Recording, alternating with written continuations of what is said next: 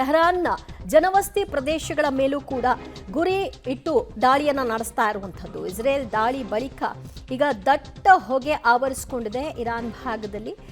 Tehran ಮೇಲೆ Israel air strike ಅನ್ನ ಮುಂದುವರೆಸಿದೆ. ಟೆಹರಾನ್ನ ಪ್ರಮುಖವಾಗಿ ಟಾರ್ಗೆಟ್ ಮಾಡಿಕೊಂಡಿರೋದು, ಅದರಲ್ಲೂ ಕೂಡ ಜನವಸತಿ ಪ್ರದೇಶಗಳ ಮೇಲೆ ನಡೀತಾ ಇರ್ತಕ್ಕಂತಹ ಅಟ್ಯಾಕ್ಗಳು ಈ ಕಡೆ ಇಸ್ರೇಲ್ ಕಡೆಯಿಂದಲೂ ಕೂಡ ಮುಂದುವರೆದಿದೆ. ಅದರ ಪರಿಣಾಮವಾಗಿ ಅಲ್ಲೊಂದು ಕಟ್ಟಡಕ್ಕೆ ಈ ದಾಳಿಯಿಂದಾಗಿರ್ತಕ್ಕಂತಹ ಡ್ಯಾಮೇಜ್ ಹೇಗಿತ್ತು ಅನ್ನೋದಕ್ಕೆ ಸಂಬಂಧಪಟ್ಟ ಹಾಗೆ ವಿವರಣೆಗಳು ಲಭ್ಯವಾಗ್ತಾ ಇದೆ. ದಟ್ಟ ಹೊಗೆ ಆವರಿಸ್ಕೊಂಡಿದೆ.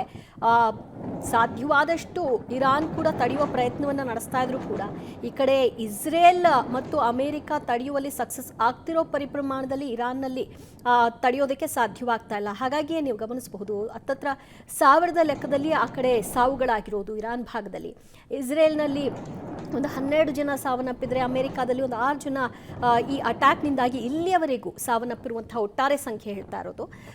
ಆ ರೀತಿಯಾದಂತಹ ಲೆಕ್ಕಾಚಾರವನ್ನು ಗಮನಿಸಿದಾಗ ದೊಡ್ಡ ಮಟ್ಟಿಗಿನ ಲಾಸ್ ಇರಾನ್ಗೆ ಆಗ್ತಾ ಇದೆ. ಬಟ್ ಇರಾನ್ ತಾನು ಅಂದುಕೊಂಡದನ್ನು ಈಗ ಮುಂದುವರಿಸ್ತೀವಿ, ಇದನ್ನು ಇಲ್ಲಿಗೆ ಮುಗಿಸಲ್ಲ ಅನ್ನುವಂತಹ ಪಣ ತೊಟ್ಟಿರೋದ್ರಿಂದ ಇದು ಮುಂದುವರಿತಾ ಇದೆ.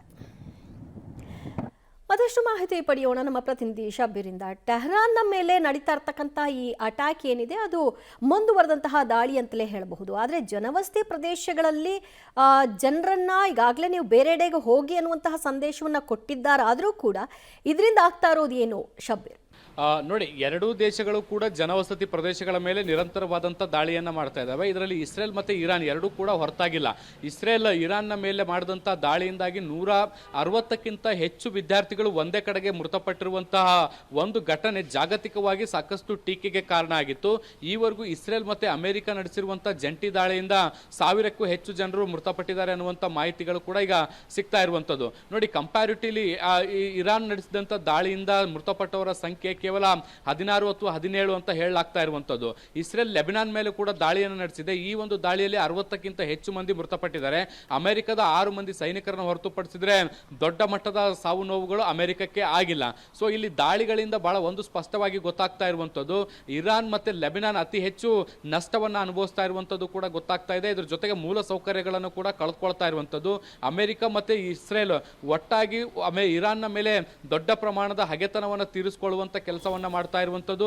ಈಗಾಗಲೇ ಖಮೇನಿಯ ಹತ್ಯೆ ಆಗಿದೆ, ಪರಮಾಣು ಸೌಕರ್ಯಗಳನ್ನು ಕೂಡ ನಾಶಪಡಿಸುವಂತಹ ಹಂತಗಳು ಕೂಡ ಆಗಿದಾವೆ. ಸೊ ಆದಾಗ್ಯೂ ಕೂಡ ದಾಳಿಯನ್ನು ಮುಂದುವರಿಸುವ ಮೂಲಕ ಇರಾನ್ ಅನ್ನು ಸಂಪೂರ್ಣವಾಗಿ ನಾಶ ಮಾಡುವಂತ ಪಣವನ್ನು ತೊಟ್ಟಿರುವಂತೆ ಕಾಣಿಸ್ತಾ ಇರುವಂತದ್ದು. ಇದಕ್ಕೆ ಪೂರಕವಾಗಿ ಇಸ್ರೇಲ್ಗೂ ಕೂಡ ಅಮೆರಿಕ ಅಧ್ಯಕ್ಷರು ಹೇಳಿರುವಂತದ್ದು, ನಾವು ನಿಮ್ಮ ಜೊತೆಗಿದ್ದೀವಿ, ಇನ್ನಷ್ಟು ದಾಳಿಗಳನ್ನು ನಡೆಸಿ ಅನ್ನುವಂಥ ಸೂಚನೆಯನ್ನು ಕೂಡ ಕೊಟ್ಟಿದ್ದಾರೆ.